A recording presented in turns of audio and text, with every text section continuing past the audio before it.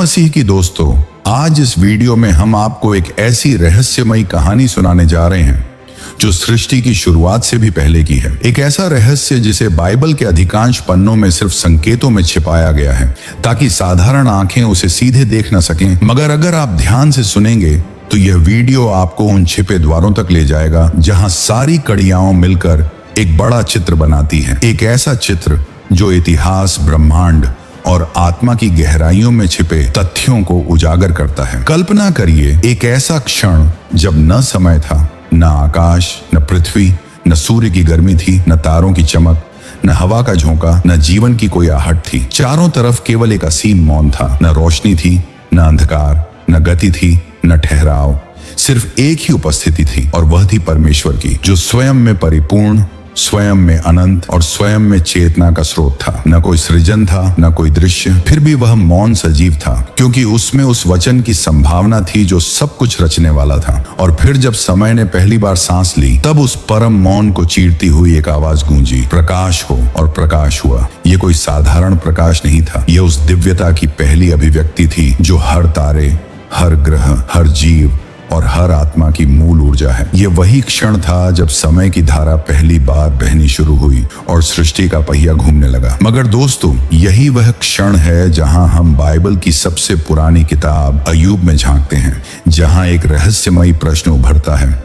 जब परमेश्वर ने पृथ्वी की नींव रखी, तब प्रभात के तारे आनंद में गीत गा रहे थे और परमेश्वर के सभी पुत्र जय जयकार कर रहे थे। अब रुको और सोचो, यदि आदम और हव्वा उस समय बने भी नहीं थे, तो वे कौन थे जो उस महान निर्माण के साक्षी बने? बाइबल में उनके लिए जो शब्द प्रयुक्त हुआ है वह है बने एलोहिम, परमेश्वर के पुत्र। ये ना पूरी तरह मनुष्य थे, ना ही वे पारंपरिक अर्थों में स्वर्गदूत, बल्कि एक ऐसी दिव्य जाति थी जिसे परमेश्वर ने अपनी महिमा में उत्पन्न किया, अपने साथ रखा और जो सृष्टि की शुरुआत से पहले से अस्तित्व में थी। इन दिव्य प्राणियों की भूमिका सिर्फ आसमानों में गीत गाने की नहीं थी, वे एक योजना का हिस्सा थे। एक ऐसी योजना जिसमें हर स्तर की सृष्टि को क्रमबद्ध किया गया था। ऊपर का स्वर्ग, नीचे की पृथ्वी और बीच का वह स्थान जहां आत्माएं जीवन का अनुभव करती हैं। सृष्टि के आरंभ पर ये बने एलोहिम परमेश्वर की योजना में सहायक बने, और बाइबल इशारों में बताती है कि जब पृथ्वी की नींव रखी जा रही थी, तब ये पुत्र खुशी से गा रहे थे।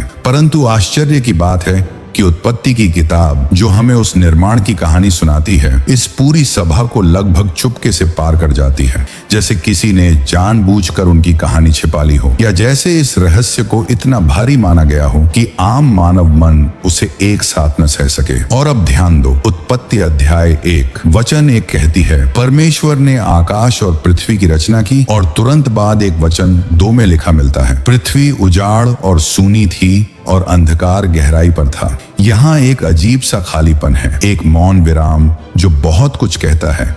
अगर तुम ध्यान दो, क्या परमेश्वर कभी कुछ अधूरा या उजाड़ बनाते हैं? ये सवाल स्वयं में चौंकाने वाला है, क्योंकि परमेश्वर तो पूर्णता का स्रोत है। तो फिर क्या यह संभव है कि कुछ घट चुका था, कुछ ऐसा जो पहली रचना को बर्बाद कर गया और जिससे सृष्टि को दोबारा आरंभ करना पड़ा? प्राचीन विद्वान इसे गैप थ्योरी कहते हैं, एक सिद्धांत जो यह मानता है कि उत्पत्ति अध्याय 1 वचन 1 और 1 वचन 2 के बीच एक अनकहा पतन हुआ था। एक ऐसा पतन जिसमें पहला व्यवस्था, दिव्य व्यवस्था, गिर पड़ी थी। इसका संकेत यशायाह अध्याय 14 और यहेजकेल अध्याय 28 में मिलता है, जहां शैतान के पतन का वर्णन है। वह जो प्रभात का पुत्र था, वह जो परमेश्वर का अभिषिक्त करूप था, वह अपनी महिमा के गर्व में इतना डूब गया कि उसने परमेश्वर के सिंहासन पर बैठने की इच्छा की, और इसी विद्रोह के कारण वह नीचे गिराया गया। और वह अकेला नहीं गिरा, उसके साथ स्वर्ग के 1/3 दूत भी गिर पड़े, जो परमेश्वर के पुत्रों की उसी सभा का हिस्सा थे। हनोक की पुस्तक, जो बाइबल की कैनिकल सूची में नहीं रखी गई,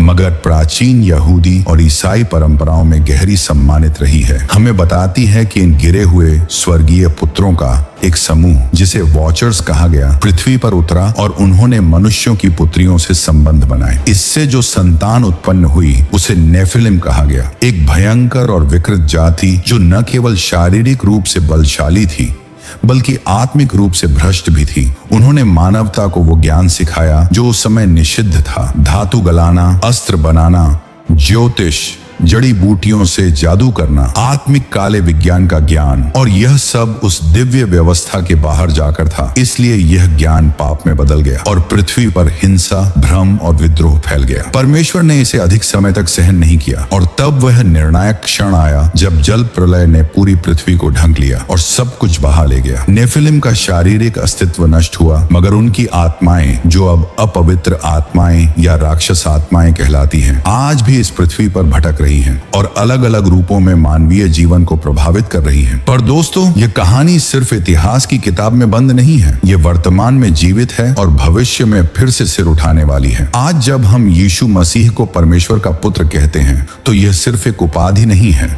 यह उस दिव्य परिवार का उद्घोष है जिसमें वह आदि से है, अनंत तक रहेगा और जिसे किसी स्वर्गीय आदेश ने नहीं बल्कि स्वयं परमेश्वर की प्रकृति ने उत्पन्न किया है। वह वही वचन है जो सृष्टि के पहले मौन में बोला गया, वही प्रकाश है जिसने अंधकार को चीरकर समय की धारा को जन्म दिया। और जब वह धरती पर मानव रूप में आया तो यह केवल पाप के नाश के लिए नहीं था, बल्कि उस पूरी टूटी हुई व्यवस्था को पुनर्स्थापित करने के लिए था जो पहले गिरे हुए पुत्रों ने विखंडित कर दी थी।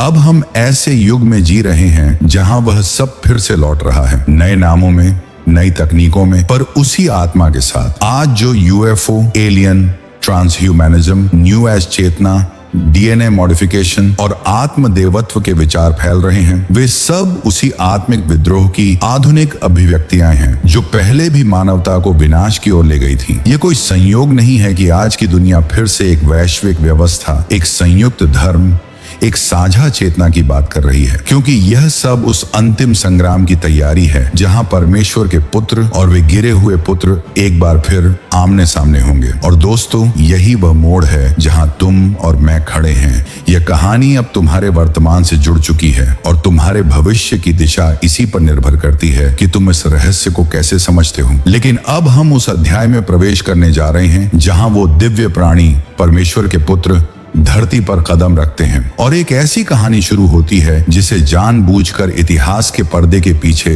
छिपा दिया गया ताकि हर आत्मा इसके लिए तैयार न हो पाए। कल्पना करो उस क्षण की जब उन्होंने स्वर्ग के ऊंचे स्थान को छोड़कर धरती के सीमित आयाम को छूने का निर्णय लिया, जब उन्होंने अपने वैभव को त्यागा और हरमोन पर्वत की चोटियों पर उतरकर एक ऐसा वचन बांधा जिसे परमेश्वर ने कभी नहीं कहा था। और वहीं से शुरू होता है वह अध्याय जिसे हनोक की पुस्तक ने तो दर्ज किया, मगर बाइबल की मुख्य धारा में छिपा दिया गया। वहां लिखा है कि इन प्राचीन प्राणियों ने मनुष्यों की पुत्रियों को देखा, उन्हें सुंदर पाया और उनसे संतान उत्पन्न की। नेफिलिम एक ऐसा वंश जिसे बाद में दैत्य, योद्धा और देवता के नामों से जाना गया, मगर असल में वे परमेश्वर की व्यवस्था के विरुद्ध उत्पन्न हुआ विद्रोह थे। और ये विद्रोह सिर्फ शरीर में नहीं था, यह आत्मा के स्तर पर एक चीर था, एक हस्तक्षेप, एक गड़बड़ी ब्रह्मांड की आत्मिक संरचना में, जहां अब मानवता को वह ज्ञान मिल गया था जिसे जानने की अनुमति उसे नहीं थी। उन्होंने सिखाया धातु से हथियार बनाना,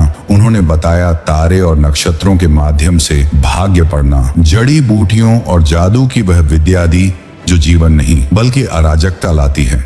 और यह सब शुरू हुआ परमेश्वर के पुत्रों के पतन से, एक ऐसा पतन जो केवल उनके नहीं पूरी मानवता के पतन का कारण बना, क्योंकि अब पाप केवल एक कर्म नहीं था बल्कि एक संस्कृति बन चुका था। और तभी परमेश्वर ने निर्णय लिया जल प्रलय का, जिसने एक युग को समाप्त कर दिया। पर उस युग की आत्माएं नष्ट नहीं हुई, क्योंकि नेफिलिम का शरीर तो मिट्टी में मिल गया, मगर उनकी आत्माएं आज भी भटकती हैं। बाइबल उन्हें दुष्ट आत्माएं कहती है और हनोक उन्हें अनंत रूप से पृथ्वी पर घूमते हुए आत्मिक जीव कहता है। और अब तुम सोचो, जब यीशु मसीह पृथ्वी पर आए और उन्होंने दुष्ट आत्माओं को बाहर निकाला तो वे केवल चमत्कार नहीं कर रहे थे, वे उस युद्ध की निरंतरता में खड़े थे जो उन्हीं गिरे हुए पुत्रों के विरुद्ध था जिन्होंने आरंभ में धरती को भ्रष्ट किया था। यीशु ने आत्मिक सत्ता की पुनः स्थापना की, लेकिन यह केवल पाप से मुक्ति नहीं थी, यह उस खोए हुए वैभव की पुनर्प्राप्ति थी जिसे गिरे हुए स्वर्गिक प्राणियों ने लूट लिया था। तो जब हम कहते हैं यीशु परमेश्वर का पुत्र है, तो वह वाक्य केवल एक विश्वास नहीं है,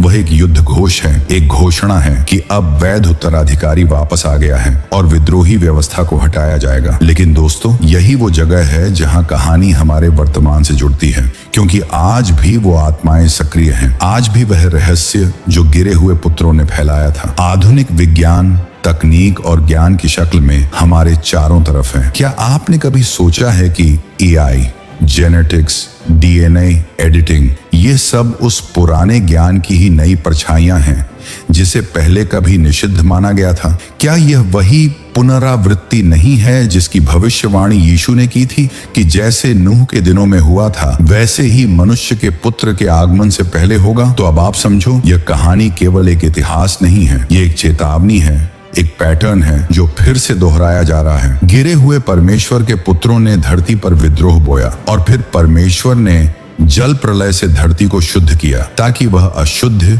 जो एक दिव्य व्यवस्था से उत्पन्न हुई थी और जो मानवता को परमेश्वर से दूर करने लगी थी, मिटाई जा सके। लेकिन दोस्तों, यह कहानी केवल एक प्राचीन बाढ़ तक सीमित नहीं रही। यह उस समय से जुड़ी है जिसमें हम आज सांस ले रहे हैं। अब समय आ गया है उस अंतिम पर्दे को उठाने का जहां ये बातें सिर्फ इतिहास नहीं रह जाती, बल्कि हमारे आज और हमारे भविष्य से गहराई से जुड़ जाती है। क्योंकि यह कहानी जो हर्मोन पर्वत से शुरू हुई थी, जहां पर परमेश्वर के पुत्रों ने पृथ्वी पर उतरकर अपने वचन को तोड़ा, स्वर्ग की व्यवस्था के विरुद्ध चले और मनुष्यों की पुत्रियों से मेल करके एक ऐसी पीढ़ी उत्पन्न की जो न तो पूर्णतः मनुष्य थी न पूर्णतः दैवीय, वह कहानी वहां खत्म नहीं होती। वह कथा क्रूस तक पहुंची जहां परमेश्वर ने अपने एकमात्र पुत्र को इस भ्रष्ट संसार के लिए बलिदान किया ताकि वह सब कुछ जो खो गया था फिर से बहाल हो सके। मगर दोस्तों, यह कहानी क्रूस पर खत्म नहीं हुई। वह कहानी अब फिर से हमारे समय में जाग रही है। और यदि आपकी आत्मा जागरूक है, अगर आपके अंदर आत्मिक चेतना की जरा भी हलचल है, तो आप उस अदृश्य कंपन को महसूस कर सकते हैं जो इस संसार के आत्मिक स्तर पर उठ रहा है। जैसे कोई बहुत पुराना, बहुत भारी दरवाजा जो सदियों से बंद था, वह अब धीरे धीरे खुल रहा हो और उस दरवाजे के पीछे की रहस्यमयी आहटें एक बार फिर हमारे समय में प्रवेश कर रही हों।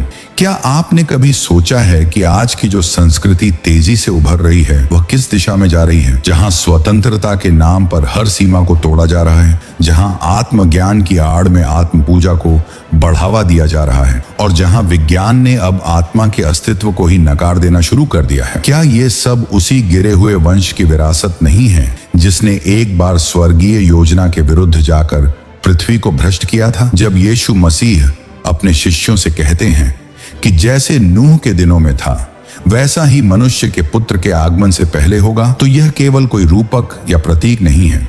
यह एक भविष्यवाणी है, एक चेतावनी है, एक संकेत है कि जिस तरह नूह के समय में उन गिरे हुए प्राणियों ने पृथ्वी पर विद्या, प्रलोभन और अनैतिकता फैलाकर मनुष्यों को गिरा दिया था, ठीक उसी तरह फिर से एक समय आने वाला है जब वे प्राणी फिर लौटेंगे, इस बार किसी और रूप में, किसी और नाम से, पर वही मंशा लेकर, मनुष्य को परमेश्वर से अलग करना। और दोस्तों, अगर आप आज की दुनिया पर नजर डालें तो वह समय शायद आ भी चुका है। यूएफओ की घटनाएं, एलियन एब्डक्शन की कहानियां, न्यू एज मूवमेंट की शिक्षाएं और कृत्रिम बुद्धिमत्ता, एआई जैसे तकनीकी प्रयोग, क्या ये सब केवल आधुनिक विज्ञान का विस्तार है या फिर वे ही पुराने प्राणी आज नई पोशाक पहनकर फिर से मानवता को उलझाने लौट आए हैं? क्या आपने कभी सोचा है कि विज्ञान अब जिस सीमा तक पहुंच गया है, क्लोनिंग, डीएनए री एडिटिंग, कृत्रिम गर्भ, ट्रांसह्यूमैनिज्म, क्या ये सब वैसी ही बातें नहीं हैं जो कभी नेफिलिम ने सिखाई थी जब उन्होंने मनुष्य को वह ज्ञान दिया था जो वर्जित था? और अगर उन नेफिलिम की आत्माएं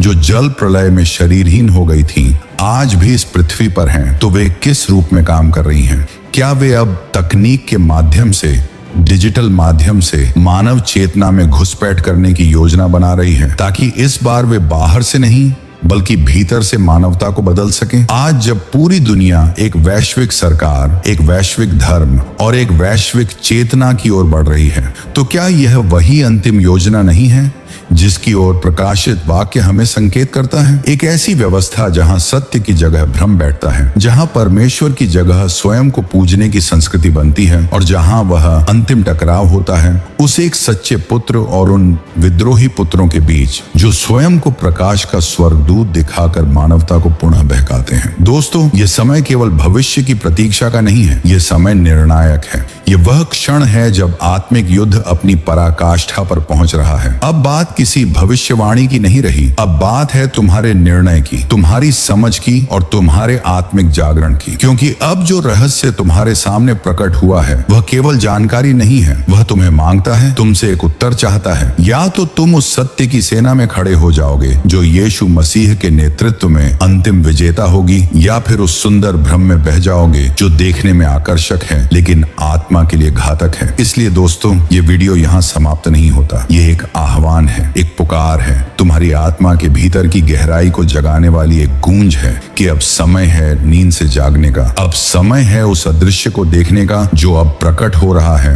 और उस छिपे हुए को सुनने का जो अब बोलने लगा है। यदि तुम अब भी मौन हो तो वह रहस्य जो तुम्हारे सामने खोला गया है व्यर्थ जाएगा। लेकिन यदि तुम तैयार हो, यदि तुमने पहचान लिया है कि यह समय कितना निर्णायक है, तो नीचे कमेंट में लिखो, मैं जाग गया हूं।